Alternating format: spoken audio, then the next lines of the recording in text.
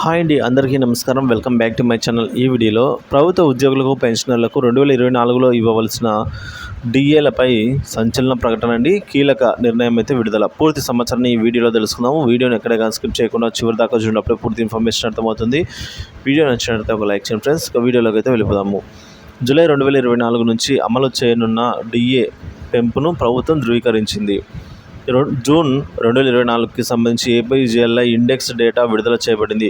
ఇందులో భారీ పెరుగుదల కనిపించింది. 7వ వేతన సంఘం కింద జీతం తీసుకుంటున్న కేంద్ర ఉద్యోగులు, పెన్షనర్లు నేరుగా దీని ద్వారా లబ్ధి అయితే పొందనున్నారు. కేంద్ర ప్రభుత్వ ఉద్యోగులకు గ్రాట్యుటీ అలవెన్స్ జనవరి 2024 నుంచి ఉద్యోగులకు 50% గ్రాట్యుటీని పొందుతున్నారు. అయితే అది రద్దు కాలేదు. జూలై నుంచి విభజన భత్యం అనుగుణంగా అయితే లెక్కించబడుతుంది అన్నమాట. ఇక ఏఐసిపిఐ ఇండెక్స్లో 1.5 పాయింట్ల భారీ పెరుగుదల కనిపించింది. దీంతో ఈ విధంగా స్కోర్ కూడా పెరిగిందనమాట. 7వ వేతన సంఘం టుట్టి బాడీలు 3% పెంపు. జనవరి మరియు జూన్ 2024 మధ్య ఏఐసిపిఐ ఐడబ్ల్యూ ఇండెక్స్ నంబర్ల నుంచి జూలై 2024 నుంచి ఉద్యోగులు పొందే విభజన భత్యం మొత్తం నిర్ణయించబడుతుంది. ఇక తుది గణాంకాలు విడుదల అయ్యాయి. జూన్లో ఏఐసిపిఐ ఇండెక్స్ 1.5 పాయింట్లు అయితే పెరిగిందనమాట.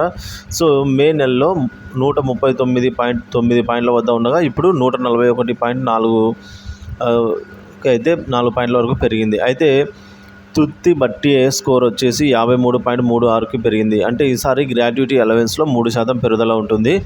జనవరిలో ఇండెక్స్ సంఖ్య వచ్చేసి 138.9 పాయింట్ల వద్ద అయితే ఉంది అనమాట. సో ఫలితంగా మనం చూసుకున్నట్లయితే 50.8 లోటు అయితే ఏర్పడింది.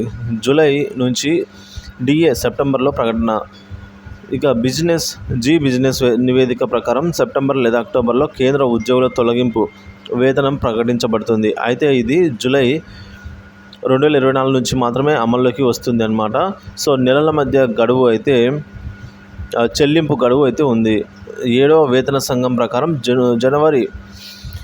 జనవరి నుంచి జూన్ 2024 వరకు కేంద్ర ఉద్యోగుల కనీస భత్యాన్ని ఏఐసిపిఐ సంఖ్యలు నిర్ణయిస్తాయి. పేదరిక భత్యము 53.36% పెరిగింది. దీని ప్రకారం లోటు భత్యం 53% అయితే ఉంది. సో ఈ విధంగా అయితే మొత్తానికి మనకు ప్రభుత్వ ఉద్యోగులకు, పెన్షనర్లకు 2024లో ఇవ్వాల్సిన డిఎల్పై అయితే ఈ విధంగా గణనీయమైన మార్పు అయితే కనిపించింది.